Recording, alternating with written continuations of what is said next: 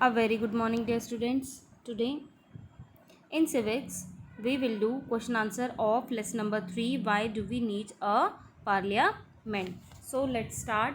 Come to the question number 1. What are the three major duties of the parliament? आपको parliament के जो three major duties हैं वो बतानी है. मेजर ड्यूटीज़ या फिर फंक्शंस या फिर पावर पार्लियामेंट की, ये आपको थ्री मेजर ड्यूटीज़ भी कह सकते हैं हम, पावर भी कह सकते हैं या फिर हम फंक्शन भी कह सकते हैं, ये आपको बताने. So answer is a three major duties of the parliament are. First one is to select the national government. National government को सेलेक्ट करना या नेशनल गवर्नमेंट का फॉर्मेशन करना. Okay. Second duty is to control guide and inform the government, यानी कि government को control करना, guide करना और इन्फॉर्म करना. Third one is law making, यानी कि लॉज को बनाना और इम्प्लीमेंट करना. Now come to the question number 2.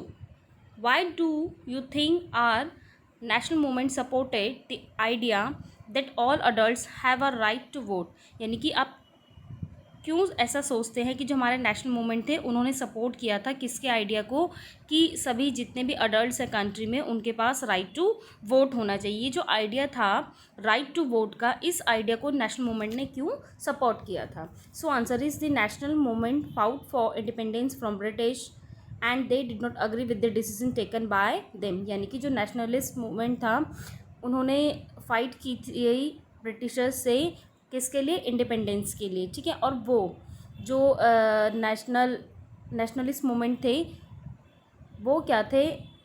जो भी ब्रिटिशर्स जो डिसीज़न लेते थे उनके लिए उस डिसीज़न से क्या थे? एग्री नहीं थे. And they had no role in the decision making process either. और जो इंडियंस थे उनका कोई रोल भी नहीं था किसमें? डिसीजन मेकिंग प्रोसेस में उनका कोई रोल नहीं था. So nationalist supported universal adult franchise. इसीलिए क्या है, जो नेशनलिस्ट थे उन्होंने सपोर्ट किया था किसको? यूनिवर्सल अडल्ट फ्रेंचाइज को. Through this every adult could participate in the formation of government and it's decision making. इसके थ्रू, यूनिवर्सल अडल्ट फ्रेंचाइज के थ्रू सभी जो भी कंट्री के सिटीजन हैं वो क्या कर सकते हैं? पार्टिसिपेट कर सकते हैं गवर्नमेंट के फॉर्मेशन में और डिसीजन मेकिंग में. अब ये जो यूनिवर्सल अडल्ट फ्रेंचाइज है इसको मैंने चैप्टर एक्सप्लेन करते वक्त भी बताया, चैप्टर 1 में बताया. यानी कि राइट टू वोट, यानी कि सभी जो भी अडल्ट्स हैं उनको राइट टू वोट हो, चाहे वो किसी भी जेंडर से बिलोंग कर रहा है, चाहे वो किसी भी कास्ट से बिलोंग कर रहा है, चाहे उसका कोई भी इकोनॉमिक स्टेटस हो, तो सभी को क्या है? इक्वल राइट टू वोट है. Now come to the question number 3. Who design the parliament house in India. यानी कि किसने जो हमारा पार्लियामेंट हाउस है इंडिया में उसको किसने डिज़ाइन किया था?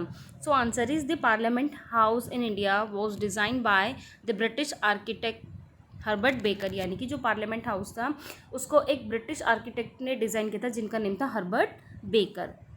Now come to the question number 4. Write a brief note on the Rajya Sabha and the Lok Sabha. आपको राज्यसभा और लोकसभा के बारे में एक ब्रीफ नोट लिखना है. So first one is Rajya Sabha.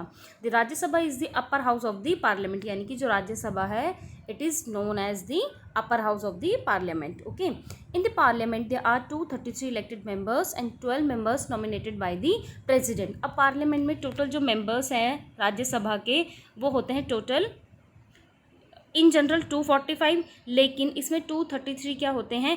Elected members होते हैं. और जो 12 मेंबर्स होते हैं उनको प्रेसिडेंट क्या करता है? नॉमिनेट करता है. और ये वो पर्सन होते हैं जो क्या है किसी भी एक पर्टिकुलर फील्ड में क्या करते हैं? एक अच्छा काम करते हैं. लाइक जैसे कि कोई लिटरेचर में अच्छा काम कर रहा है कोई पर्सन या कोई स्पोर्ट्स में, तो उनको भी क्या किया जाता है?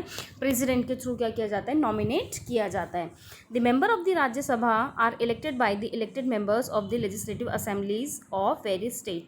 जो 233 मेंबर्स हैं राज्यसभा के उनको इलेक्ट किया जाता है. अब उन्हें इलेक्ट कौन करता है? वेरियस स्टेट के जो लेजिस्लेटिव असेंबलीज हैं उसमें जो इलेक्टेड मेंबर्स हैं वो क्या करते हैं? राज्यसभा के मेंबर्स को क्या करते हैं? इलेक्ट करते हैं. Now come to the second point, Lok Sabha. The Lok Sabha is known as lower house of the parliament are and also known as the house of the people. यानी कि जो लोकसभा है उसको पार्लियामेंट का लोअर हाउस भी कहा जाता है और इसे पीपल का हाउस भी कहा जाता है.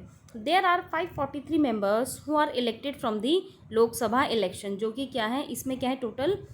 इसमें टोटल वैसे 545 मेंबर्स होते हैं, लेकिन 543 मेंबर्स को क्या किया जाता है, लोकसभा के इलेक्शन जब होते हैं तो उनमें क्या किया जाता है, इलेक्ट किया जाता है, यानी कि जो कंट्री के जो सिटीजन है वो इन्हें क्या करते हैं, बाय वोटिंग क्या करते हैं, इलेक्ट करते हैं। People from different political parties stand for election, और इसमें क्या है, जो कैंडिडेट हैं या पीपल है वो क्या है, डिफरेंट पॉलिटिकल पार्टीज से क्या होते हैं, खड़े होते हैं इलेक्शन में। वंस इलेक्टेड, और वो जैसे ही जिस कैंडिडेट को सबसे ज़्यादा मैक्सिमम वोट्स मिलते हैं वो क्या है, इलेक्टेड, यानी कि वो विनर कैंडिडेट होता है या इलेक्टेड कैंडिडेट होता है। आफ्टर व्हेन वंस इलेक्टेड, जैसे इलेक्ट होता है, this candidate become member of parliament, और जैसे ही वो इलेक्ट होता है तो वो मेंबर, वो कैंडिडेट क्या बन जाता है, पार्लियामेंट का member. And 2 Anglo Indian are nominated by president, और इसमें क्या होता है, 2 एंग्लो इंडियंस क्या होते हैं, प्रेसिडेंट के थ्रू क्या होते हैं, नॉमिनेटेड होते हैं। तो टोटल अगर हम बात करें यहाँ पे, आप अगेन इसको समझ लो, राज्यसभा में टोटल 245 मेंबर्स होते हैं, जिसमें 233 इलेक्टेड मेंबर्स होते हैं, एट 12 मेंबर्स क्या होते हैं, प्रेसिडेंट के थ्रू क्या होते हैं, नॉमिनेटेड होते हैं। ऐसे ही लोकसभा में टोटल 545 मेंबर्स होते हैं, जिसमें 543 क्या होते हैं, इलेक्ट होते हैं, जिसको आम जनता क्या करती है, वोट देके क्या करती है, चूज़ करती है अपना candidate as a representative in parliament. और 2 क्या होते हैं, एंग्लो इंडियन होते हैं, जिनको क्या करते हैं, प्रेसिडेंट नॉमिनेट करते हैं। ये सारा मैंने आपको जो प्रोसेस था इलेक्शन का, ये सारा जब मैंने आपको चैप्टर एक्सप्लेन किया था तब आपको बता दिया था कि जो राज्यसभा के मेंबर हैं उनमें पीपल क्या हैं, जो सिटीजन है वो इनडायरेक्ट क्या करती है, उनको इलेक्ट करती है, जबकि लोकसभा का जो इलेक्शन होता है उसमें जो सिटीजन है कंट्री के, वो क्या करते हैं, डायरेक्ट रोल प्ले करते हैं by voting them.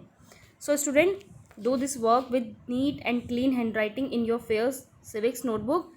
In next class we will start a new chapter from geography. Thank you and have a good day.